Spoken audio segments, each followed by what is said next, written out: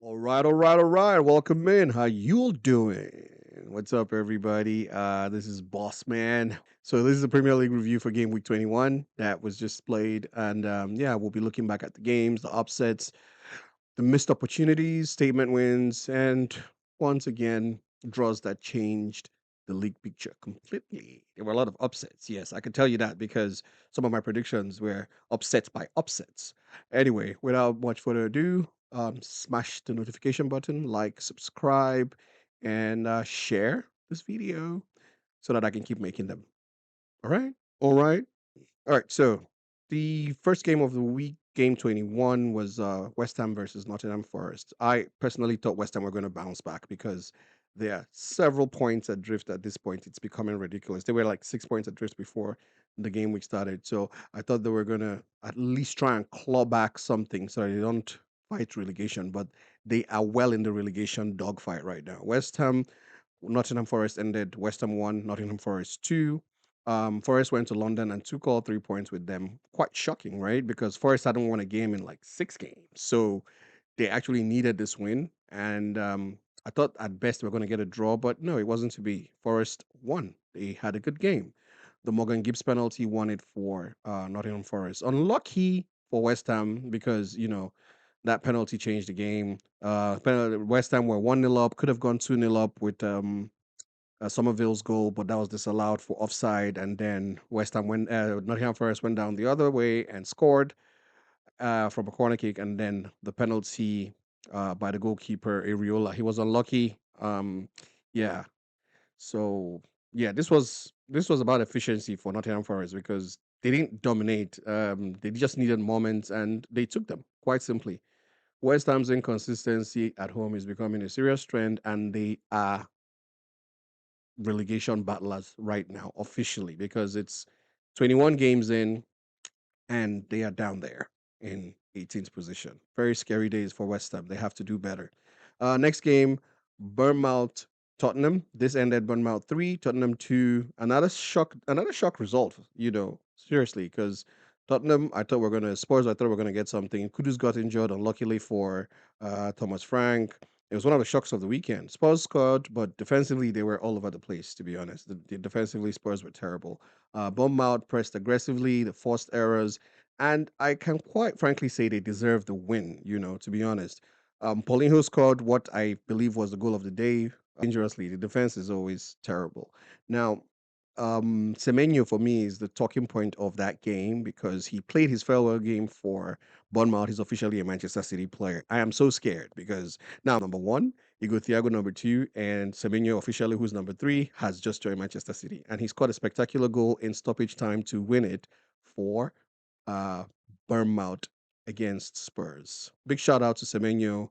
Very, very emotional game for him on his dramatic, beautiful fashion. Sensational. I love it. Next game, Brentford 3, Sunderland nil. I also thought Sunderland was going to get something from this game, but Brentford are showing that they are big boys. They are making a statement here. I think this is 3 wins on the bounce for Brentford right now. Clean sheet, 3-0 win. This was just a dominant performance by Brentford. Sunderland couldn't cope with the intensity, the press, the physicality. It was too much for them. Um, when it was 1-0, though, Sunderland did get a penalty. Robbie was fouled. And my guy went to try the Panenka and looked stupid because the goalkeeper caught it. So, yeah, after that, Brentford just went ham on them and ended up running away 3-0 winners. The man again, Igor Thiago, did it. He now has, I think, 12 goals. No, no, sorry. He has 16 goals, I believe, because he had 14 before the game week and he scored two, so he has 16 goals. I apologize. So, yeah, big shout out to Igor Thiago. He's doing great things. He's the Brazilian with the most goals scored for the season right now. He's beat Firmino, past Cunha, who scored, I think, 14. So now he's officially the Brazilian with the highest number of goals scored in a Premier League season. Big shout out to him. Congratulations to him. Next game, Crystal Palace, Aston Villa. This was 0-0, 0-0, tactical chess match. Villa had more of the ball. Palace had the structure. It wasn't really a classic. Not a lot of clear-cut chances. It was here and there, but a proper Premier League draw. Disciplined, tight, cautious. Um, I see it more as points lost for Villa. because they're in what is supposed to be a title race with Arsenal and Manchester City. But yeah, it's a point loss for Villa, point gain for Crystal Palace. Everton Wolves ended 1-1. It was very scrappy, physical, emotional game. Everton worked hard, but Wolves stayed compact and patient. Avoid defeat in this one because they ended the game with two red cards. One for Michael Keane for pulling Morocco Radi's hair, which is frowned upon right now in the Premier League. You can't pull anybody's hair and get away with it. Once you pull the hair, it's a red card straight up. I think it started with Marco Corella. After his hair was pulled a few times, the referees union had to. Michael King got a red card for pulling the hair, and Grealish got two yellows for dissent. And Everton ended the game with 9 men, so they were lucky to end the game with 1 point. I would say it was survival football for them. But yeah, Everton Wolves 1-1. Fulham Chelsea 2-1. Another shock one for me here. Yeah, because Chelsea have only won 2 games in 11 games, and even though they fired their coach, they managed to get a draw in the last game. And I was thinking they'll probably get a draw again against Fulham, but it wasn't the rest of the game with 10 men. Um, um, they did manage to draw level 1-1 after Fulham scored, but it wasn't enough. Uh, guess who? The man. Yes, Wilson got the winner against Chelsea. Congratulations to Fulham. They are putting some good points together on the board. Manchester City versus Brighton. Yeah, I think this was probably the shock of the week for me out of all the shocks that were shocking. This was the shock of the week. Why? Because Manchester City, I can't remember last time Manchester City drew 3 games in a row.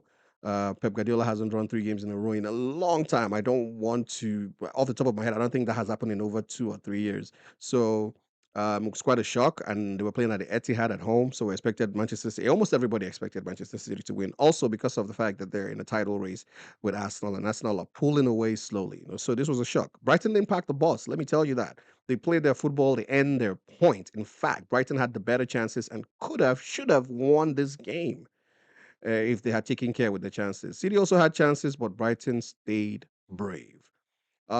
Yeah, these draws are the ones that will come back to Manchester City much later, I believe.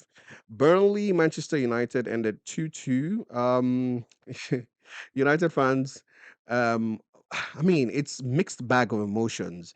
They would enjoy this and they wouldn't enjoy this because the performance of the Manchester United team was great. It was amazing, to be honest. But the result did not reflect the performance. This was the first game for interim coach Darren Fletcher, and he went back to a 4-2-3-1, traditional 4-2-3-1. He ditched the back three that Amorim was using, and the team played spectacularly well, responded to the Burnley defense. Eventually scored 2 goals by Sesko, leading the game, and then Burnley replied and got the equalizer, and the game ended 2-2. So I would say it was unlucky for Manchester United, to be honest, because all in all, I think United had over 16 shots in the game. Results is what I would say. I mean, you can't keep dropping points and expecting to make top four. So United officially have dropped down to the seventh position because of another draw.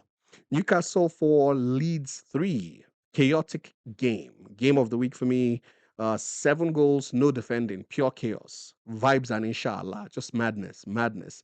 Newcastle scored 4 goals, but Leeds kept on coming. This was end-to-end football and complete full throttle.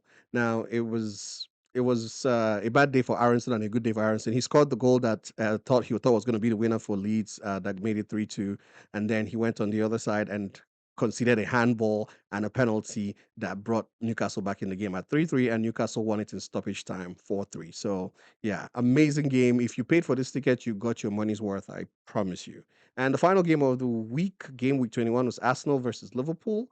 Heavyweight stalemate. It was a very beautiful game to watch. It did feel like Liverpool could have nicked it. They had the better chances in the second half. Everybody had tactical discipline. Not a lot of risks, not a lot of mistakes. Yeah, both teams respected each other well enough, maybe a little bit too much, and the game ended 0-0. So Liverpool are the only team that have stopped Arsenal from scoring this season. Twice. Liverpool beat them 1-0 at Anfield and drew 0-0 at the Emirates. So Liverpool officially are the only team that has stopped Arsenal from scoring this season. So that's not an easy thing to do. Arsenal always score. So, but from an Arsenal perspective, sometimes not losing is more important than winning. So I would say that Arsenal also got a good point, seeing that all the other chasers also drew. So I think first to fourth position or fifth position all drew. Nobody took points. Awards and talking points for me. Game of the week, I'll pick Newcastle versus Leeds. Blockbuster, 4-3. Amazing game. 7 goals, momentum swings, chaos. This is why we love this game. I love this game. Tottenham versus Bournemouth. That was overhead kick was very good. That was a goal of the week for me. And flop of the week, definitely Tottenham's defending. Considered 3 goals and lost the game even after scoring 2 goals. Team of the week, I'll go with Brentford. Brentford. They are balling. Yes, 3 goals, clean sheet, dominant performance, total control, and they went from being in the bottom half of the league at Christmas to being in fifth position right now. I need to check the league table. I think Brentford are in fifth position right now. Sensational stuff. So yeah, team of the week for me will be Brentford, and player of the week for me, I'll pick Igor Thiago. 2 goals, he's scoring back to back. He's playing very well. Wilson also gets a shot for me. He's always helping his team get points. And yeah, biggest talking points for me game week. Chelsea's away form is a real concern. City, Arsenal, United. In fact, the top five, Liverpool, Aston Villa, all drew. Um, United's game management continues to fail, even though we've changed the manager. Still can't get 3 points on the board. And the next game is Man City with Semenyo. Dig that. Brentford and Forest quietly picking up momentum. Brentford, in fact, I'll say Brentford and Newcastle quietly picking up momentum. Went from being bottom half of the table to being fifth and sixth consecutively right now. So they're doing great. So now let's take a quick look at the league table. Like I just said, Arsenal, Man City, Aston Villa, Liverpool, Brentford, first to fifth. Brentford and Newcastle snuck in from the bottom half at Christmas, and now they're fifth and sixth, which is very, very good for them. Chelsea have dropped to eighth. United also dropped to seventh. I said it that United's sixth position is a false position. 1 or 2 bad results, and they will drop. Everybody's packed together from that fourth position down to about 11th. One win can see you move up or move down the table rapidly. Tottenham have dropped to 14th place. They're having a poor season, and Nottingham Forest got a very good 3 points that have taken them 7 points away from West Ham. So that's also very good for them. Burnley Wolves struggling, almost setting relegation for these ones. So yeah, that's it. The league is brutal right now. And that's your game week 21 review done. Drop your game of the week, flop of the week. Tell me who impressed you the most. And remember to like the video, subscribe to the channel, and I will see you in the next preview review. Bossman talking to you. Cheers.